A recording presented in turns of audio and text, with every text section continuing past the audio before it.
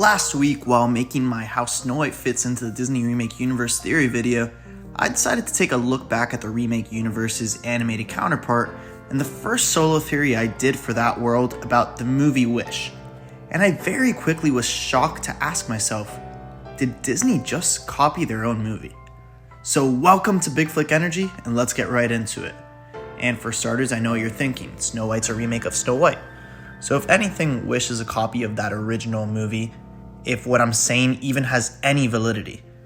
And to that, I say, contraire mon frère, because many people complained about the changes Disney made to Snow White's story in the live-action version, and what if I were to tell you those changes are literally the plot of Wish? Let's go through each of the three stories. In the animated Snow White and the Seven Dwarfs, Snow White is a young princess stuck living with her jealous stepmother, the Queen, who's obsessed with being the fairest of them all. When her magic mirror says Snow White has surpassed her in beauty, the Queen loses it and sends a huntsman to kill her. But the huntsman can't go through with it and tells Snow White to run. She escapes into the forest and eventually stumbles across a cozy cottage owned by the Seven Dwarfs. She cleans up the place, makes herself at home, and wins them over with some cooking and charm. Meanwhile, the Queen finds out Snow White's still alive and decides to handle things herself. She disguises herself as an old woman, makes a poison apple, and tricks Snow White into eating it, putting her into a deep, death-like sleep. The dwarfs chase the Queen down, and she meets a dramatic end falling off a cliff.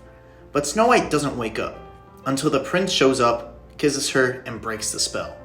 She wakes up, says goodbye to the dwarfs, and rides off with the prince to live happily ever after. Next up in Wish, which we actually theorize to be a prequel to Snow White and Cinderella with the creation of the fairy godmother, the magic mirror, and the poison apple, this is the story. In the Kingdom of Rosas, King Magnifico uses his powers to collect people's wishes. The catch? He stores them in glowing orbs, erases their memories of them, and only grants one wish a month. The rest he just hoards. Enter 17-year-old Asha hoping to become Magnifico's apprentice. But during her interview, she realizes something's off. Magnifico refuses to grant her grandfather's wish and admits he has no intention of returning the wish. She calls him out on it and is banished. So Asha wishes on a star after being banished, and that wish brings down Star, a ball of energy she meets on the run in the forest. As Magnifico slips into full villain mode by opening himself to dark magic, Asha and her friends fight to return the stolen wishes. In the end, after meeting this mystical creature, Asha returns to her home to take back the throne from Magnifico. The people of Rosas stand together in song against Magnifico, and he meets his fate due to the people standing together as he gets trapped inside a mirror, which we theorize to be the magic mirror eventually seen in Snow White. Now, that ending is where it gets interesting, because listen to the live-action Snow White plot. Snow White's parents raise her to be kind and wise. But after her mother passes away, her father marries a mysterious noblewoman with magic. Not long after, the king heads off to war and never returns. That leaves the new queen in charge. And considering her nickname is the Evil Queen, that's all you need to know. Snow White grows up under this cruel rule, working as a servant in her own castle. One day she meets Jonathan, a bandit who's stealing to help starving citizens like Robin Hood does. When he's caught, Snow White speaks up to save him. But the Queen isn't having it. Things go from bad to worse when Snow White discovers the Queen is hoarding power and ignoring the suffering kingdom. That night, after the Queen's magic mirror says Snow White is the fairest of them all, jealousy takes over and the story becomes very similar to the animated films from here. Eventually, she reunites with Jonathan, meets his bandit allies, and escapes the Queen's guards in a forest showdown. Of course, the Queen isn't done. She transforms into an old lady like in the animated movie and tricks Snow White into taking a bite, dropping the big reveal that she was the one who killed the king. Here, instead of a prince being true love's kiss, it's the bandit, and the story drastically shifts from this point forward. The dwarfs don't chase down the queen. She doesn't die at their hand and doesn't fall off a cliff.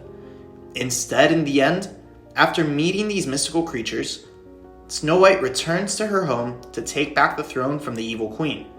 The people of the kingdom stand together in song against the evil queen, and she meets her fate due to the people standing together as she gets trapped inside the magic mirror.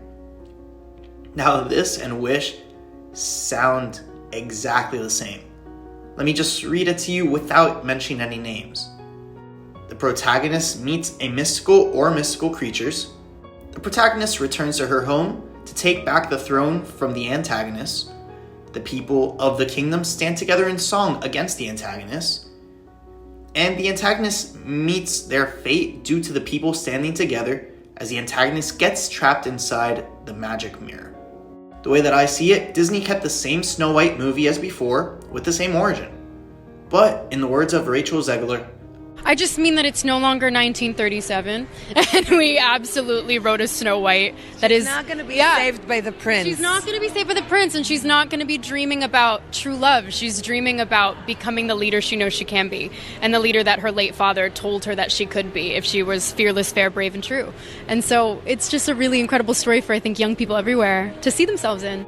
They did not want to end this movie the same way that they did the animated movie, because they thought that it's 2025, you can't do that anymore. So what did they do? They needed another finale, but didn't have an idea for one. So they pulled a movie's finale that failed at the box office, making only $255 million in the form of Wish, so nobody would realize they copied their own movie since nobody had really seen that other movie. Now, what foundation do I have for this apart from the stories having the exact same conclusion? Honestly, not much. But it makes sense, doesn't it? What are the odds that two Disney movies released within years of each other have the exact same third act? Now, even though the films have different directors and writers, we've known for a while now that Disney doesn't give too much power to the creatives, and instead the studio has a lot more control over what's released and what isn't. It's happened with Marvel and Feige, it's happened with Star Wars and Kennedy. Don't be surprised if it's the same with Disney's animation/remake department. So what does this mean? Well, considering the movie currently sits at $181 million at the box office, which is even underperforming what Wish did, and the movie to break even needs to be at a minimum of $600 million, it doesn't mean it's a money-making story. What it does mean to me, though, is Disney's getting lazy with their stories. More than even before.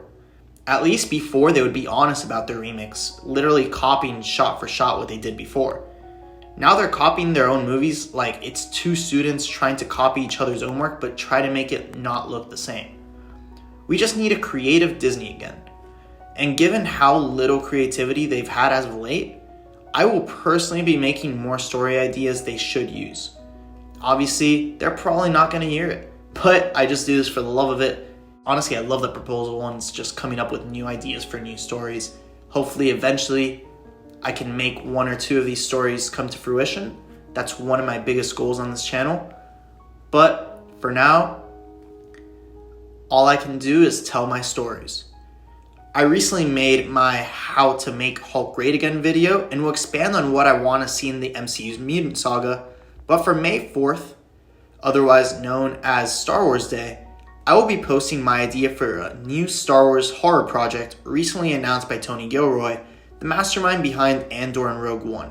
That's going to be a fun video. I actually haven't even started coming up with an idea for that, so it's going to be pretty fun to just do a deep dive into Star Wars, see what I can make there.